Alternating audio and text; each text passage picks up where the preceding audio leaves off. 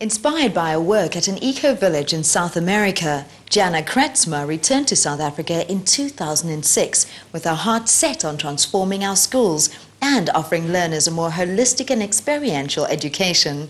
Her dream became a reality with the Earthchild Project, and they now teach life skills, health and wellness and environmental awareness in 3 schools. So let's join them at Sakum Landela Primary in Khayelitsha and see for ourselves.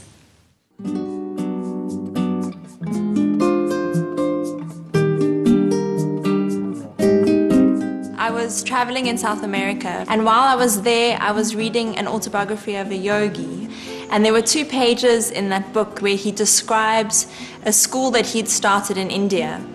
And at the school, children had lessons outside. They used to do meditation and yoga every day.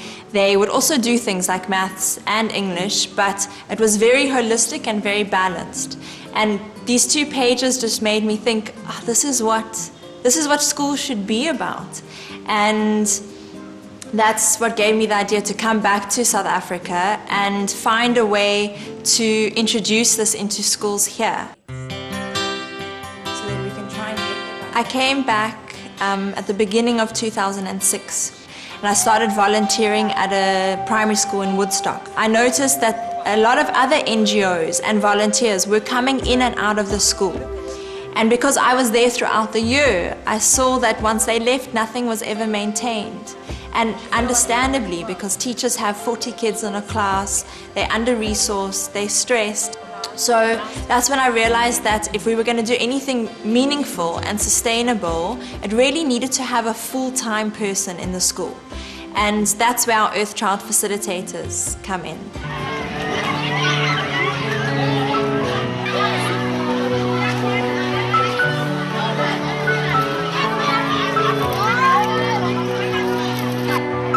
Because I love working with kids, I had a group here in Khayelitsha. Then I always come and do, some fun stuff with them, drama, music and dancing. And I met Jana, and then Jana said, I've got this idea of a project. It was like love at first sight, and I was like, yes, let's do it. We put a full-time facilitator in a school. So they become like a member of staff, except they run our program. That involves environment, health and wellness, and life skills. And it's a focus on experiential and holistic education. We also offer the courses to the teachers and to the parents in the greater community.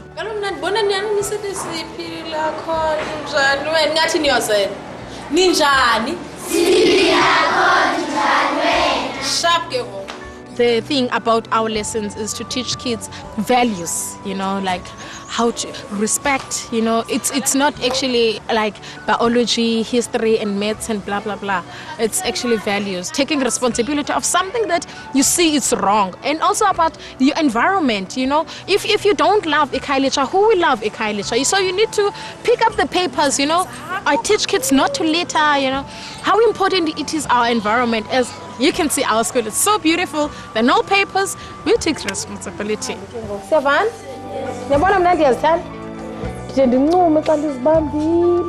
In our program, we do meditations and yoga. Meditation, I always tell them that in meditation, it releases everything, everything that is inside. All the toxins, we release them through breathing.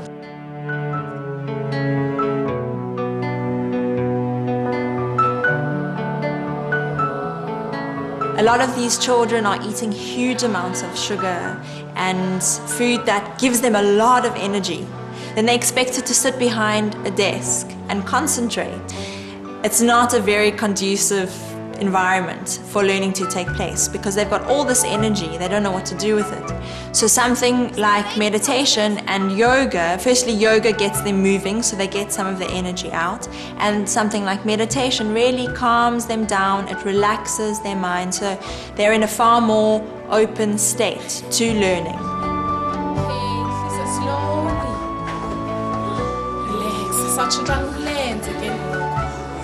Something I'd like to mention about the project is that we don't have anti-drugs, anti-AIDS. We don't have anti-anything. We very consciously decided to focus only on the positive. Because these children, they know, they've got the information. They know drugs are bad, they know smoking's bad, they know everything. But there's something more needed to actually support children to make the right decisions in their lives. And so what we are doing is trying to offer them alternatives, positive alternatives, healthy alternatives, to really build them up as individuals so that they'll be able to say no to those things. And then lavender ke yazinto istress ke into ekhoyo ke one. So ukuthatha lavender lokuyithatha uhlamba uyisengele ephepheni usengele like ilapho ufika komqamelo wakho uphefumula moya so ube calm one siphume sengatha stress sakho. Our facilitators are living what they are teaching. It's not just words coming out of their mouths. They are actively on their own spiritual paths. They are consciously trying to improve their own health and overall well-being. So it's not, and I think the children respond to that because communication is more than just what we are saying. It's who we are.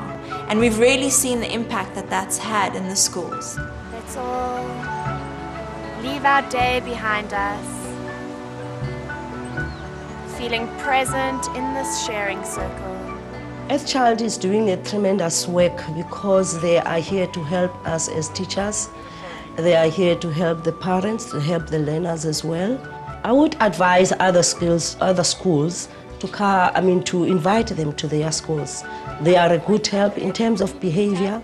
For instance, the wellness program that they are doing, they are not just teaching them about healthy ways of living, they are teaching them on how to behave. They behave the other way, not the way that they used to behave before.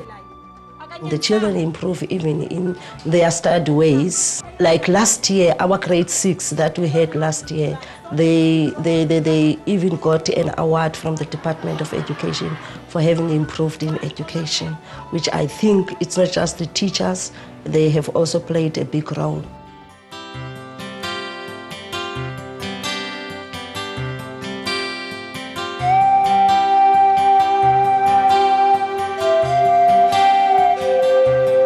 The Earthchild Project is trying to bring a more soulful approach into education, and it's about inspiring and supporting children to reconnect with themselves, to reconnect with each other, to reconnect with the planet, and to reconnect with spirit.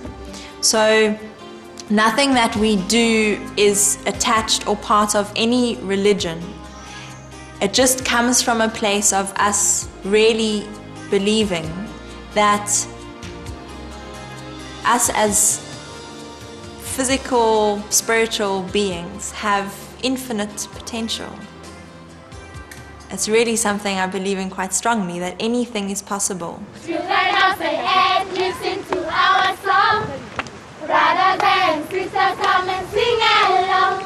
We are rising up, we're a new generation. Take each other's hand and sing in celebration. What we often ask during the courses is, would you like to have peace in the world? Of course, everybody wants to experience peace in the world. We say, how can you have a peaceful society? How can you have a peaceful world if you don't experience peace within? So community development and social transformation, I suppose, cannot happen unless it's happening inside as well.